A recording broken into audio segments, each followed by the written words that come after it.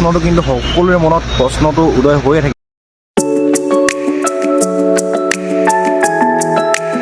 Hello' guys, good morning, welcome back to my brand new blog. আৰু দেখিছে আজি ওপৰলৈ আহিলোঁ কাৰণ বতৰটো খুবেই বেয়া, মানে কুঁৱলী পৰি আছে আৰু খুব ঠাণ্ডা, সেইকাৰণে পথাৰ ফালে যোৱা নাই। আৰু আপোনালোকে কালি নতুন টপিকৰ ওপৰত আজি ভিডিঅ' এটা বনাবলৈ চেষ্টা কৰিম। আৰু আপোনালোকে খুব জানিবলৈ বিচাৰি আছিলে এই টপিকটোৰ ওপৰত, আৰু গতিকে আপোনালোকে থাম্বনেইলখন চাই ইতিমধ্যে গমেই পাইছে যে কিহৰ ওপৰত আজি ভিডিঅ'টো বনাবলৈ গৈ আছোঁ। বেছি দেৰি নকৰি ব'লক আজি ভিডিঅ'টো আৰম্ভ কৰি দিওঁ।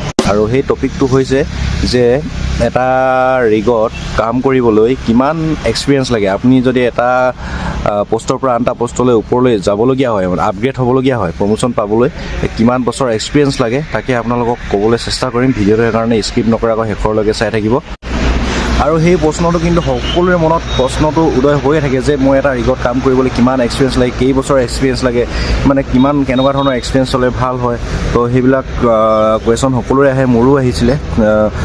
তো সেইটোৰ বিষয়ে অলপ ক'বলৈ চেষ্টা কৰিম। আপুনি যদি একেবাৰে ফ্ৰেছাৰ্ছ হয়, তেতিয়াহ'লে আপুনি এটা ৰিগত গৈ এজ এ ফ্ৰেছাৰ্ছ হিচাপে ট্ৰেইনিঙত সোমাই মেলি আপোনাৰ মানে প্ৰায় 3 বছৰ যদি এক্সপিৰিয়েঞ্চ হয়, তেতিয়াহ'লে আপুনি এটা ৰিগত সোমাবলৈ কোনো ধৰণৰ অসুবিধা নহয়। আপুনি যদি 3 বছৰ এক্সপিৰিয়েঞ্চ, আৰু 3 বছৰ বহুত, 3 বছৰত মানে বহুতখিনিয়ে কাম আপুনি শিকিব পাৰে যিকোনো পোষ্টত হওক। গতিকে 3 বছৰ এক্সপিৰিয়েঞ্চ লাগে এটা ৰিগত কাম কৰিবৰ কাৰণে। আৰু প্ৰায় তেনেকুৱা ধৰণৰ হয়, মানে 3 বছৰ এক্সপিৰিয়েঞ্চ হ'লে ভাল হয়। আৰু তো আপোনালোকৰ এই এক্সপিৰিয়েঞ্চ পেপাৰখন, মানে এক্সপিৰিয়েঞ্চ চাৰ্টিফিকেটখনৰ ওপৰত এই মানে কিমান বছৰ কি পাব, এইটো ডাউট ক্লিয়াৰ হ'ল বুলি ভাবিছোঁ। যদি হ'ল তেতিয়াহ'লে নেক্সট কমেণ্টটোলৈ আগবাঢ়োঁ নে কি কয়।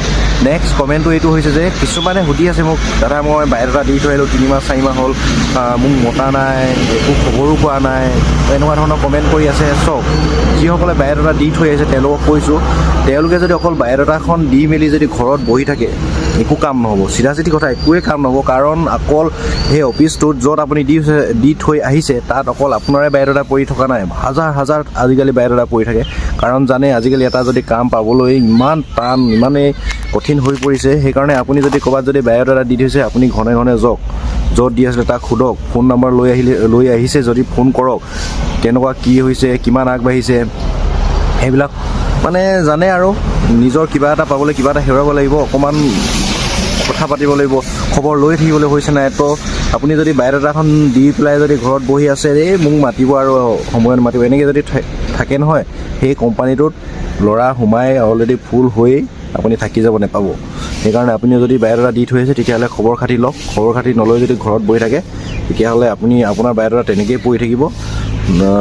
আৰু কেইদিনমান পাছত আপোনাৰ বায়'ডাটা গৈ ডাষ্টবিনত পৰিবগৈ। তেনেকুৱাই হয় আৰু অফিচবিলাকত জানেই। আৰু আজিৰ ভিডিঅ'টোৰ একেবাৰে শেষৰ কমেণ্টটো ল'বলৈ চেষ্টা কৰিছোঁ। এজনে সুধিছে যে মেকানিকেল মানে কামবিলাক কেনেকুৱা আৰু কেনেকুৱা ধৰণৰ হয়। যদি ইয়াৰ ওপৰত মই ভিডিঅ' বনাই থোৱা আছে, কিন্তু যদি আকৌ ভিডিঅ' লাগে তেতিয়াহ'লে কমেণ্ট কৰি জনাওক। আৰু সুধিছে যে তেওঁ মেকানিকেলত কষ্ট কেনেকুৱা। চব কষ্টটো কি কামত নাই, অকল এই এনেকুৱা ডিলিং ৰিগৰ কষ্ট বুলিয়ে নহয়, চবতে কষ্ট আছে। আৰু আপুনি সুধিছে মেকানিকেলৰ কষ্ট কেনেকুৱা, সেই কামবিলাক একেই আৰু, কাম মানে কষ্টই আৰু ডিলিঙত যদি কাম কৰে, মেকানিকেলত হওক, ইলেক্ট্ৰিচিয়ানত হওক, যদি আপোনাৰ ইনষ্ট্ৰুমেণ্ট যদি বেয়া হয়, ৰ'দ হওক, বৰষুণ হওক, ধুমুহা হওক, আপুনি কাম কৰিবই লাগিব, মানে সেই বস্তু ঠিক কৰিবই লাগিব।